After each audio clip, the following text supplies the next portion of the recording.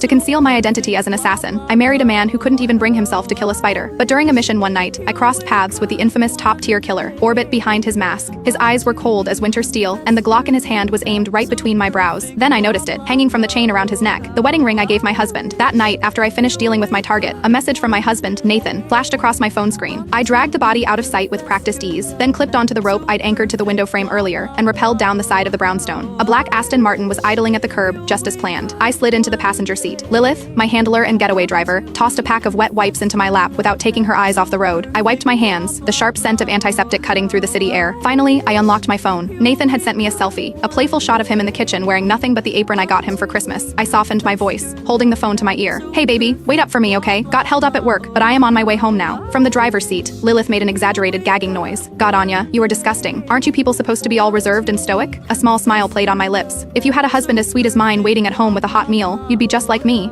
He's half American, half British, with this ridiculously handsome face and a heart of gold. He has soft black hair, a gentle nature, and a chest I could get lost in. The moment I walked through the door, Nathan was there. Honey, you are finally home, he murmured into my hair. The light in the living room went out. I was getting scared, and I don't know how to fix it. I melted into his embrace for a second before pulling away. Don't worry, I've got it. I hopped onto a chair and swapped out the dead bulb for a new one. For a woman whose personal best for blind, assembling a Desert Eagle is 22 seconds. It was child's play, but my helpless husband looked at me with pure, unadulterated awe. You are amazing, Anya. I leaned down and kissed him. In my eyes, a man who could conjure up the feast laid out on our dining table was just as amazing. We sat down to eat, and I asked casually, so, what did you get up to today, baby? Nathan paused for a beat, a fork halfway to his mouth, then smiled. Oh, you know, watered the plants, did a deep clean of the bathroom, then I started prepping for dinner. I couldn't resist. I snuggled closer, wrapping my arms around his waist and whispering in his ear, dinner's over, ready for dessert? Without a word, he scooped me up and carried me to the bedroom. But just as his fingers began undoing the buttons of my shirt, he froze. You said you were working late, he said, his voice suddenly tight. Does working late now involve getting a man's tie stuffed in your pocket? My eyes widened as he pulled a wrinkled silk tie from my coat pocket, the murder weapon I'd used to strangle my target 2 hours ago. Nathan held me, tears streaming down his face. What did I do wrong? He choked out. Why would you need someone else? Is it because I don't have a job? I have savings, Anya. A lot. It is all yours. Honey, please don't leave me. His words were punctuated by desperate, ragged breaths, and my attempts to deny everything were lost in shattered moans as he moved against me. All I could do was hold him tighter. The next morning, I tried again, insisting that I loved him, only him, and that I would never ever cheat. But I couldn't explain the tie. To prove my loyalty, I took the entire week off, clearing my schedule to stay home with Nathan. My life is a tightrope walk over a pit of danger, but I would never ever allow my sweet, gentle husband to be exposed to any of it. His sadness deepened. Still, he cooked me lavish meals and told me with a determined look in his eye, it is not your fault. I believe you, Anya. You didn't cheat. It must have been some creep from the outside, trying to seduce you. That's why he would do something so sleazy, putting his tie in your pocket. I latched onto the excuse. You are right, baby. It was definitely my creepy coworker, but he has no chance. I can't stand those cold, robotic tech guys. I only love you.